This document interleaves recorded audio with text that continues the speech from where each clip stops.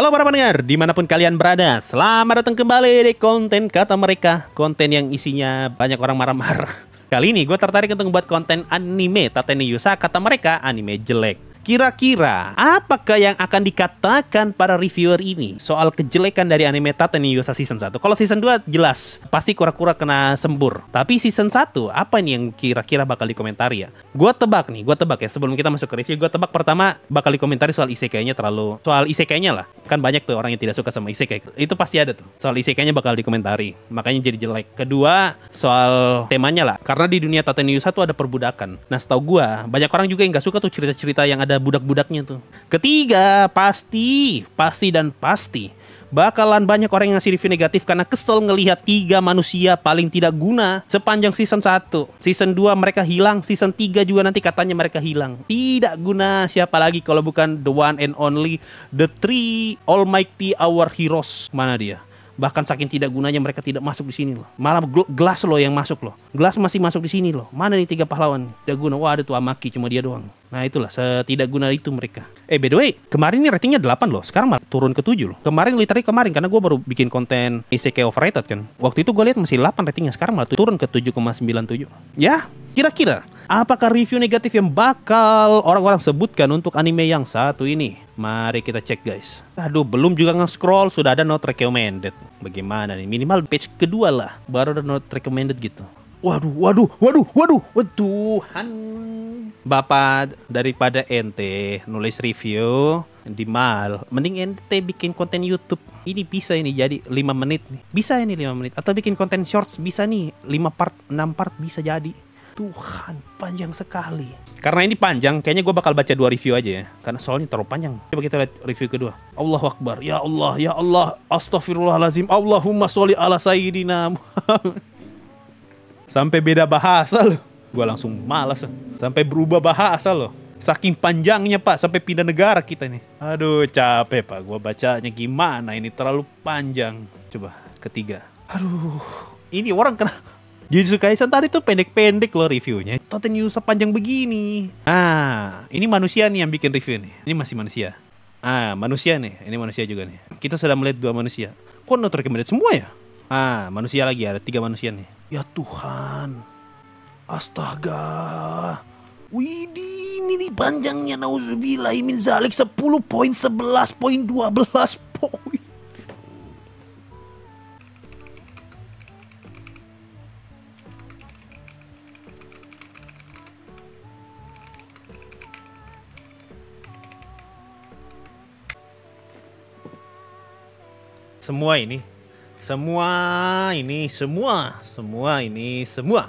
Ini barang gue sudah nge-scroll berapa kali nih. Disimpulkan sama ChatGPT jadi segini.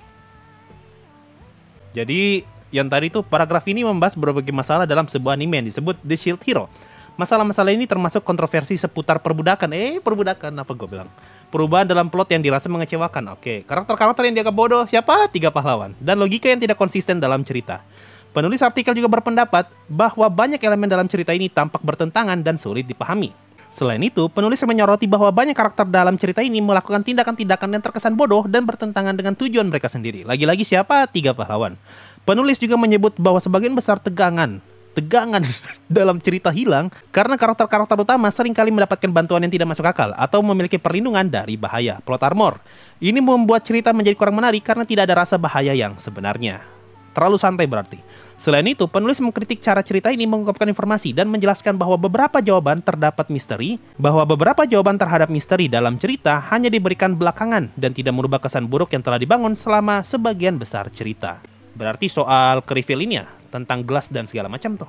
Akhirnya, penulis mengatakan bahwa anime ini hanya populer karena alasan yang salah dan menganggapnya sebagai karya yang bodoh untuk orang-orang yang tidak kritis terhadap cerita. Terima kasih ChatGPT, aku senang menggunakan jasamu. Kita kembali lagi ke My Anime List. Gue langsung malas pak baca review panjang begini. Gue baca 1 review aja. Yang panjang nih gue baca 1 aja. Nanti sisanya kita pakai ChatGPT aja buat rangkum ya. Dan kita lihat poin-poinnya sama nggak dengan yang panjang ini nih. Kalau gue baca semua nih, aduh, tidak. Terima kasih. Mending gue bikin konten. Oke lah.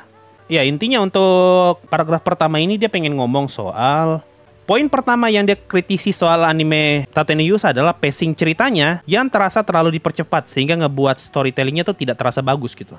Bahkan dia merasa kalau anime Tate no Yusa itu lebih seperti gimmick. Poin kedua yang dia tidak suka dari Tate no Yusa adalah dia ngomongin soal ini, si Raptalia nih. Si Allah, tidak bisa gue katakan, bahaya itu kalimat. Dia tidak suka sama karakternya Raptalia lah. Bukan dia tidak suka sama Raptalianya, tapi dia tidak suka bagaimana karakter Raptalianya ada di anime ini. Lagi-lagi apa? Ya jelas masalah perbudakan. Seperti yang gue bilang. Terima kasih ChatGPT. Lanjut. Dia ngomongin soal poin pertamanya nih, yang menurut dia sangat disayangkan. Padahal ini punya potensi tapi sayang banget tidak berhasil digarap dengan baik. Oke, 2 paragraf ini intinya dia pengen deskripsikan konsep isekai di anime Tate no Yusa. Itu aja. Lanjut, paragraf berikutnya. Oke, kalimat yang panjang ini intinya dia nyeritain secara singkat lah cerita awal Tate no Yusa itu, yang Naofumi kan jadi pahlawan tameng dan dia nggak bisa nyerang. Akhirnya dia pun harus dipasangkan dengan orang lain buat bisa nyerang. Tapi setelah itu dia dihianati. Baru setelah itu dia beli budak, karena cuma budak nih yang menurut dia tidak akan mengkhianatinya. Dan budak juga bisa dibuang kapanpun si MC mau. Tapi masalahnya budak yang dibeli sama Naofumi di tengah jalan malah jatuh cinta sama Naofumi. Akhirnya di sini dia bertanya, ini tujuannya apa? Apakah ini artinya Naofumi pengen dipasangin sama si budak itu? Intinya di panjang ini dia pengen ngomong soal tadi tuh. Di sini dia ngomong, kalimat ini dia ngomongin soal karakter developmentnya si Naofumi, yang dari awalnya kan dia dituduh tuh sebagai pemerkosa, tapi akhirnya kan tuduhan itu berhasil dicabut dan ada karakter development di mana dia mulai dipercaya sama orang-orang. Ini mah dari tadi dia ngomongin soal sinopsis semua ini mah. To the point bang, to the point. Anda bukan YouTuber yang harus panjang-panjang gitu kalimatnya. Nah, di sini dia mulai komentari soal animenya nih. Di sini dia mengakui nih kalau dari awal memang dia cuma ngejelasin ceritanya, dan disinilah poin dimana dia akan mengomentari soal animenya. Aduh, kasihan. Ternyata bukan cuma Mushoku Tensei ya. Nah, kalimat ini di sini dia ngomong nih, terima kasih kepada pembaca light novel dan juga web novel. Berkat kalian aku telah kena spoiler. Sama kayak Mushoku Tensei. Kasihan. Di sini dia ngomong nih, kalau semua karakter selain MC hanyalah orang tolol. Iya, seperti yang gue ngomongkan sih, 3 pahlawan tuh kan karakter tidak ada guna tuh. Ya intinya dia pengen ngomong itulah, karakter selain MC itu tidak guna. Seperti siapa ya? Seperti Shadow Garden. Oh tidak, kalau Shadow Garden mah karakter sampingannya masih berguna, NPC-nya yang tolol. Enggak deh, salah. Yang berguna tuh cuma MC sama Shadow Garden-nya. Di luar dari Shadow Garden semua karakter sampingannya itu nggak guna sama tolol. Bisu sama Tuli juga. Sudah pernah gue jelasin tuh kenapa tolol banget. Sekarang dia masuk ke bagian soal tadi tuh si Raptalia. Dia pengen ngomongin soal Raptalia. Apa nih? Insert Street Fighter 1994 M Bison Soundbite here, of course. Oke bang, saya carikan bang. Nanti di konten, mumpung gue lagi record review abang, gue jadikan visual nih bang. Kita cari dulu. Oh ada nih. Of course. Oke, sip. Nah, di sini kan ada tulisan nih, Insert Street Fighter 1994 M Bison Soundbite here, of course. Oke, bang. Nih, bang. Gua tampilin, bang. Of course. Nah, itu dia. Of course. Of course. Of course. Udah, kita lanjut. Nah, kalimat pertama ini, dia pengen komentari soal karakternya Raptalia. Karena menurut dia, karakternya Raptalia itu termasuk karakter yang Stockholm Syndrome. Menurut Google, Stockholm Syndrome adalah hubungan yang terbentuk antara Sandra dan juga orang yang menyandra dalam kondisi sedang diculik. Nah, dia pengen ngomong kalau karakternya Raptalia ini sedang berada dalam fase Stockholm Syndrome. Awalnya dia diperlakukan sebagai budak nih, dalam kondisi yang tidak baik-baik saja, akhirnya dibeli sama Naofumi, dan karena hal itu, akhirnya Raptalia suka sama Naofumi. Apa itu istilahnya? Stockholm Syndrome. Di sini juga dia komentari soal cerita Tate no Yusa, yang mana dia ngebuat tidak ada satupun karakter laki-laki yang bisa lebih menonjol daripada Naofumi, sehingga menghilangkan kemungkinan lah kalau bisa ada saingannya Naofumi. Entahlah, mungkin dalam hal karisma atau mungkin percintaan. Ya intinya dia pengen ngomongin kalau karakter laki-laki selain Naofumi nggak guna lah. Ini kalimatnya ya. Nah di sini dia ngomongin soal karakternya Raptalia yang awalnya kan masih bocil, tiba-tiba sudah tidak lagi bocil, tapi dengan jiwa yang masih bocil. Nah, menurut dia, perubahan Raptalia ini untuk menghindari kontroversi soal karakter bocil lah. Ya, lu tau lah maksudnya mengarah kemana kan. Ya, kalimat terakhirnya pokoknya dia masih ngomongin soal Raptalia bocil lah. Jadi apa sebenarnya poin panjang ini dia pengen ngomong? Masa abang kalah sama reviewer Jujutsu Kaisen yang cuma plak. Paham gua langsung dia ngomong apa.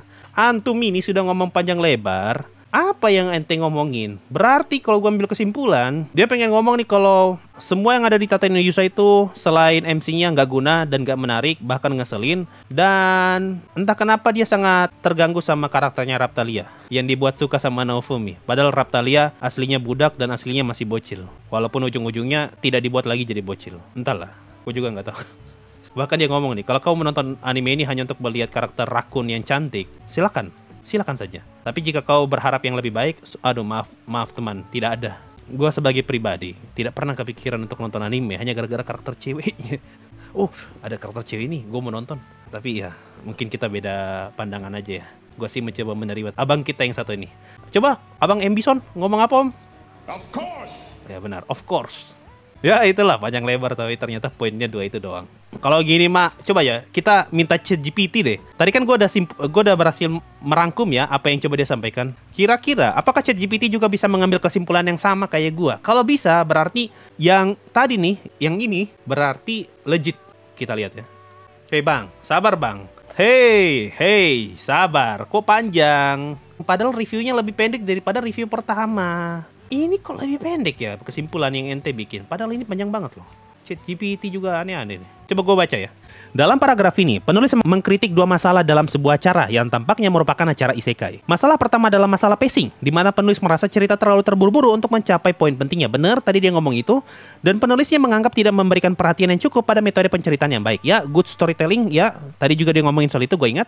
Masalah kedua adalah bagaimana cerita menangani hubungan antar karakter utama dan seorang gadis tanuki yang menjadi budaknya. Dengan penulis merasa bahwa cerita mencoba untuk mencapai beberapa elemen naratif yang kontradiktif. Oke, sama. Penulis awalnya mengakui bahwa konsep isekai harusnya merupakan cerita tentang seseorang yang asing dalam dunia baru yang penuh dengan petualangan dan sihir.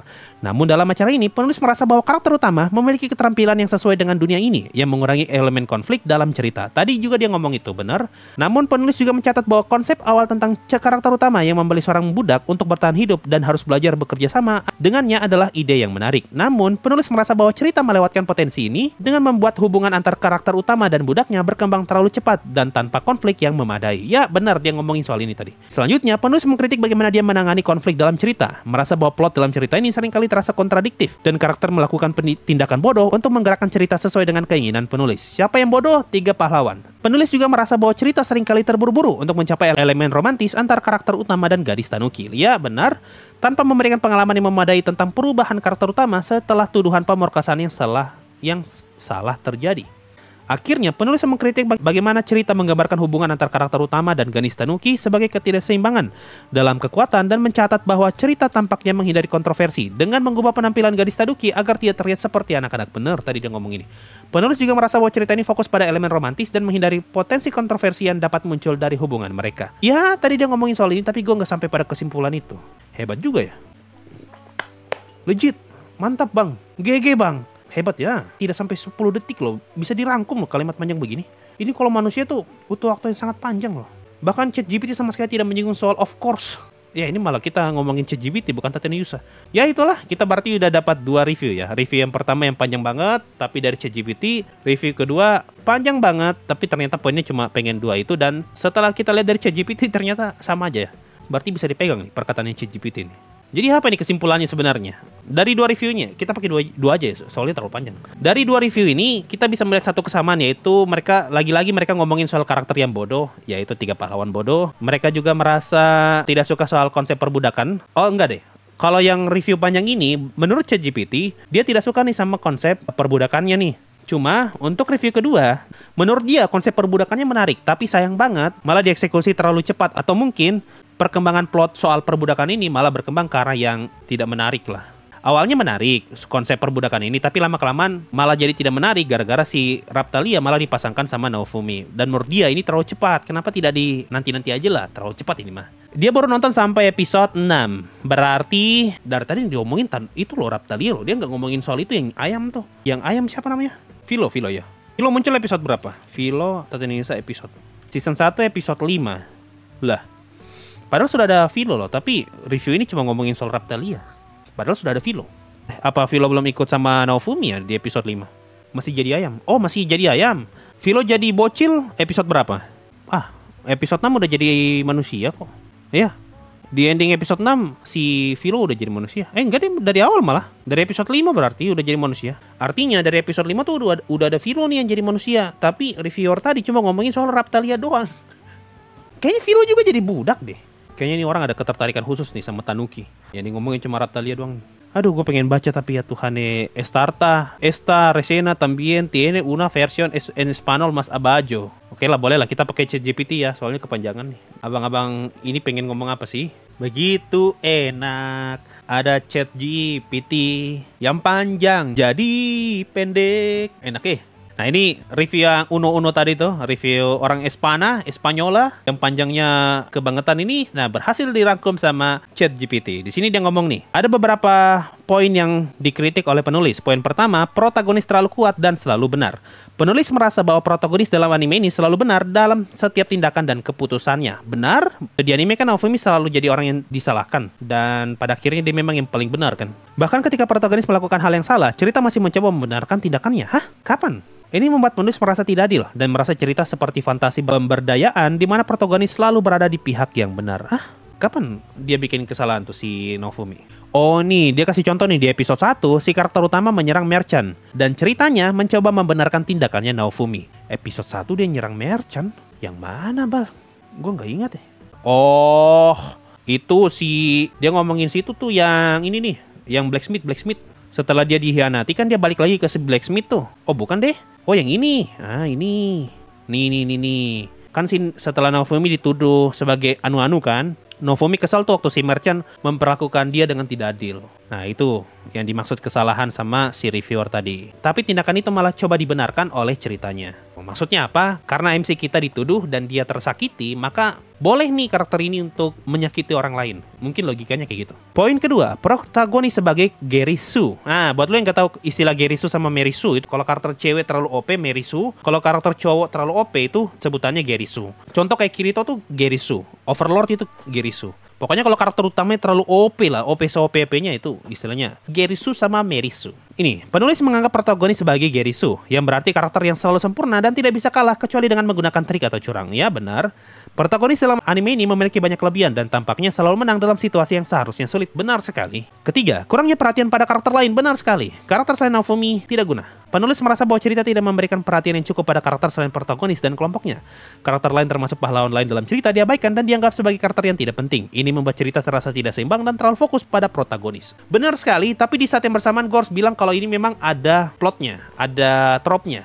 Jadi, kalau lu sering nonton anime atau ngikutin cerita, misalnya tuh ada karakter yang ditendang dari party, ternyata karakter itu yang paling berguna, partinya tidak guna. Nah, sebenarnya Tatenoyusa tuh ngambil konsep itu juga. Jadi, orang yang dianggap paling tidak berguna, sejujurnya adalah karakter paling berguna, dan karakter yang sok-sok berguna itu yang paling sampah. Makanya, karakter lain itu terasa tidak guna selain CMC, karena dia ngikutin premis cerita kayak gitu. Di satu sisi itu memang ada mainstreamnya sendiri, tapi di sisi lain itu bisa dikritisi juga. Lanjut poin keempat, karakterisasi yang inkonsisten. Penulis mengkritik perubahan karakterisasi yang tiba-tiba dalam cerita, terutama pada karakter utama dan Raphtalia. Mereka merasa bahwa perubahan dalam kepribadian karakter ini tidak konsisten dan terjadi tanpa alasan yang memadai. Berarti perubahan karakter Naofumi kan awalnya baik, culun lah istilahnya, baik sama culun tapi tiba-tiba jadi beringas gitu. Mirip kayak, ini adalah poin yang juga gue omongin waktu gue review anime Arifureta. Pokoknya review awal-awal lah. Gue bilang tuh, kalau gue merasa perubahan sifatnya si Hajime di anime Arifureta itu terasa terlalu berlebihan dan terlalu cepat gitu. Terlalu tiba-tiba lah, dari yang awalnya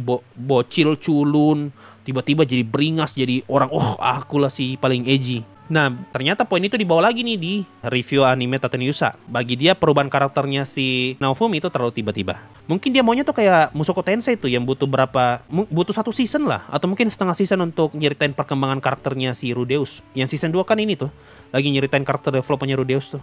Jadi tidak terkesan tiba-tiba perubahan yang awalnya culun tiba-tiba jadi beringas gitu. Padahal tuh perubahan yang terlalu kontras tapi terjadi dalam waktu singkat. Atau kita ambil contoh Tokyo Ghoul aja lah. Tokyo Ghoul tuh butuh berapa episode tuh si Kaneki disiksa sampai akhirnya sifatnya berubah drastis kan. Itu pun ada pengaruh dari itu tuh si sifat Ghoulnya, bukan perubahan alami lah. Ada pengaruh dari faktor luar yang ngebuat karakternya Kaneki berubah dengan drastis dan cepat. Kalau di Arifureta bisa jadi karena makan daging monster makanya personalnya berubah. Sedangkan Naofumi nggak jelas langsung berubah aja. Ya, bisa jadi, bisa juga. Lanjut, poin kelima, penyusunan cerita yang dipaksa. Penulis menganggap bahwa beberapa elemen dalam cerita, termasuk pengkhianatan terhadap protagonis, terasa dipaksakan dan tidak masuk akal. Mereka merasa bahwa alasan dibalik pengkhianatan tersebut tidak beralasan. Inilah yang selalu ada di cerita yang kayak gue bilang tadi tuh. Ada sekelompok pahlawan atau party hero ataupun party yang OP, dia nendang nih satu orang nih dengan alasan yang tidak masuk akal. Ah, kamu sudah tidak dibutuhkan. Kekuatanmu tidak pernah berkembang lagi sehingga kamu ketinggalan dari kami. Kau harus dikeluarkan dari sini. Pokoknya alasannya memang tidak masuk akal sih. Gue masih bisa menerima. Intinya poin ini tuh sama dengan poin ini. Karena dia ngambil konsep cerita kayak gitu. Lanjut, poin terakhir, penyalahgunaan perasaan simpati. Penulis mencatat cerita seringkali mencoba memanipulasi penonton untuk merasa kasihan pada protagonis, bahkan ketika tindakannya seharusnya meragukan.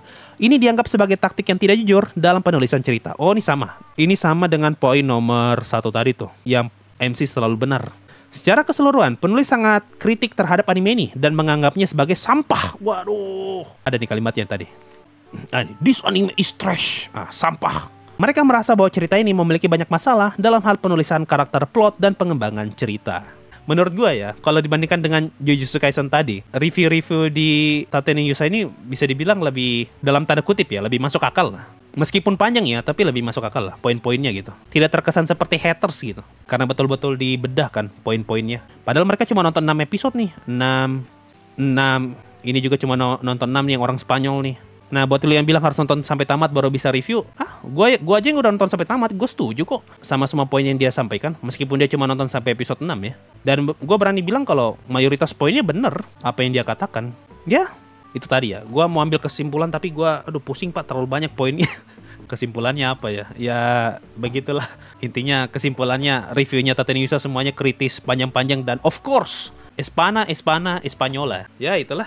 Gimana pendapat kalian soal review anime Tate no Yusa season 1? Review jeleknya menurut kalian, apakah kalian setuju sama semua poin jelek yang mereka sampaikan? Atau ternyata menurut kalian tidak masuk akal poin-poin yang tadi disampaikan? Tulis saja di kolom komentar di bawah. Dan seperti kata Abang Muhammad Bison, of course, konten ini berakhir. Bye-bye guys.